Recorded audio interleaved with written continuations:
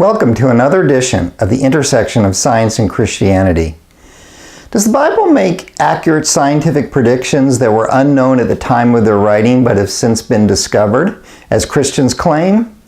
Or do Christians simply look in the Bible to find supposed scientific facts that have since been discovered, as skeptics claim? Well, I actually discussed these kinds of questions in a 4-part series that I recently wrote on my blog, www.michaelgstrauss.com. In this series, I first talk about what would we expect to find as far as scientific predictions are concerned if the Bible is God's inspired word.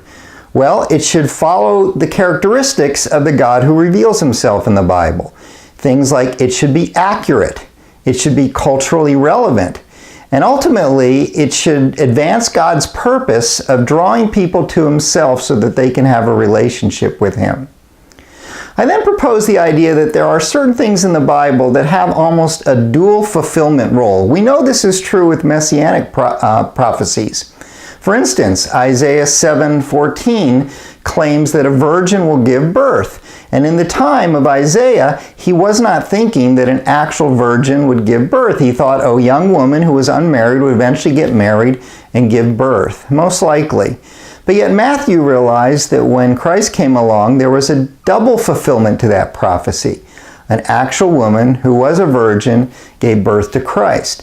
And I think there are prophecies or statements in the Bible that are scientifically the same way.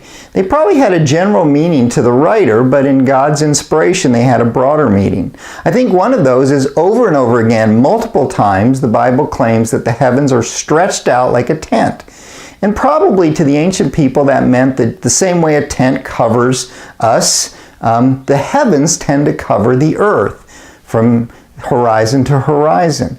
But yet we now see that that expansion, that stretching out, could be something to describe the expansion of the universe. The universe is expanding. It's growing in size. The space is actually growing.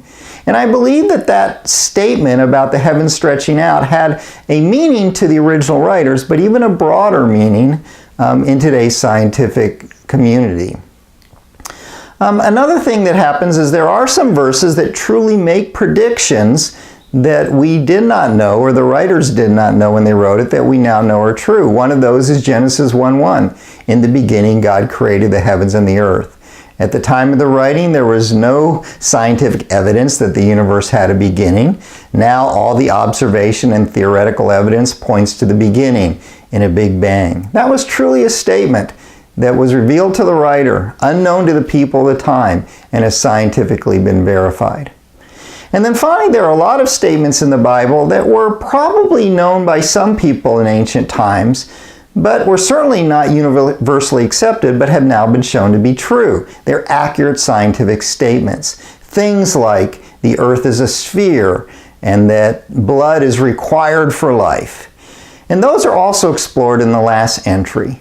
So if you want to look at this subject of whether or not scientific predictions are made in the Bible that are later shown to be true and accurate, I encourage you to go check out the blog and see what I have to say in this 4-part entry on that subject.